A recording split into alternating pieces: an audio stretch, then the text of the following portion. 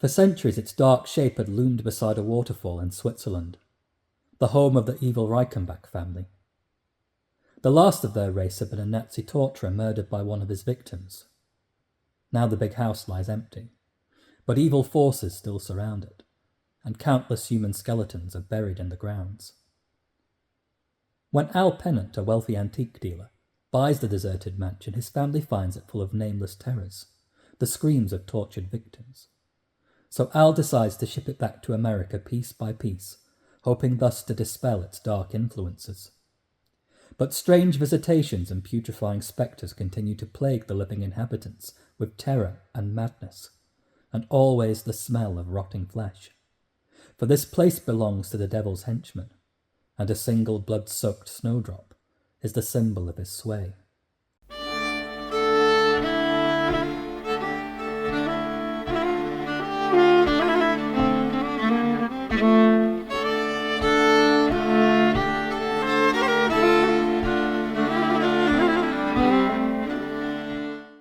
Despite being a fan of horror books and horror fiction since my early teens, I'd somehow managed to completely miss out on the works of Guy N. Smith. I'd certainly heard of him, and I'd seen the covers of many of his most famous books featured in articles, anthologies, and video essays celebrating the bygone days of horror fiction from the 1970s and 1980s, when Smith's work would have sat comfortably on the shelves of bookshops and newsagents alongside those by now more respected authors, such as Stephen King, Dean Koontz, and James Herbert. Today, second-hand copies of Smith's books tend to sell for ridiculous prices, and it was this factor, combined with the generally low reputation of the author among contemporary readers, that led me to overlook his work. Even among his most ardent or sympathetic admirers, praise for Guy N. Smith is often tempered. His fans couch their acclaim for the author in words like schlock and pulp, acknowledging his reputation as a hack who churned out lurid, often sensationalist titles, full of cheap gore and even cheaper sex, venerating his work as at best a kind of so bad it's good kitsch. To employ a cinematic analogy, if Stephen King represents the literary multiplex of horror, and Ramsey Campbell represents the art house, then Smith's work is often seen as equivalent to the type of low-budget, exploitative grindhouse movies that would have found an appreciative audience among aficionados of the video nasties during the early days of VHS. He's also been described less flatteringly by critics, with some detractors describing Smith as akin to a real-life Garth Marenghi, the fictional hack horror writer created by Matthew Holness. While this reputation might be true of Smith's wider career, it wasn't at all my experience with the book in question. Rather than leaning into his reputation for dated sleaze or perfunctory prose, Satan's Snowdrop struck me as a genuinely excellent work of horror fiction. The storytelling throughout is strong and compelling, and there are well-defined characters who engender sympathy from the reader. I was gripped by the machinations of the story, and the heady atmosphere that Smith conjures through his descriptive prose. The book is a haunted house story, the kind of which we've no doubt seen and read countless times before, and yet it never feels generic. It has enough of a twist to the usual haunted house formula to make the book feel distinct from other works within the same genre. Smith succeeds in giving the book its own voice, its own identity.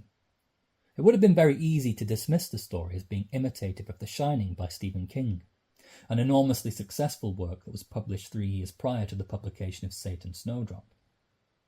Both are effectively haunted house stories about families in crisis. Both feature set pieces in which a child is terrorised by an inanimate object, one that seems on the surface ridiculous to the point of parody, topiary animals in The Shining, versus a child space hopper in Satan's Snowdrop, and both use the confines of the haunted house to explore more ancient, elemental evils. Smith isn't interested in the psychology of characters, the way King is. There are no deeper reflections on alcoholism, writer's block, or domestic abuse. His characters are comparatively thinner, more plainly drawn, but they are compelling, plausible, and there is a palpable element of class commentary on the vulgarities of the nouveau riche, the still pervasive scourge of property developers, as well as an often compelling dynamic in the relationships between mothers and sons. Smith also ups the ante considerably on King, giving us not one haunted family with a tortured son, but 2. The book begins with an extraordinary horror set piece. As a prologue, it introduces us to the dark mystery at the heart of the book's setting, the house on the Reichenbach Falls, and the terrifying fate that befalls anyone who attempts to exorcise its ancient evil. It draws us into the story immediately, its escalating drip feed of details and information leaving the reader excited to learn more. However, it also introduces several other key themes as well: trauma, revenge, and the lasting scars of the Holocaust. For the character of Pierre-Lautrec, these scars are physical as well as metaphorical. Smith teases out impressions of the character's appearance, his disfigurement, hinting at the tortures Lautrec experienced at the hands of his Nazi captors during the final days of the Second World War.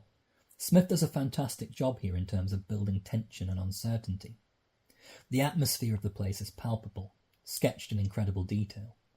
The sights, sounds, even the smells are all sensationally evoked in grotesque detail, as the author puts us into the perspective of Lautrec, his confidence and thirst for vengeance slowly crumbling into uncertainty, terror, and eventually disbelief, as the character finds himself confronted by a malevolent evil, one that seems beyond all rational understanding.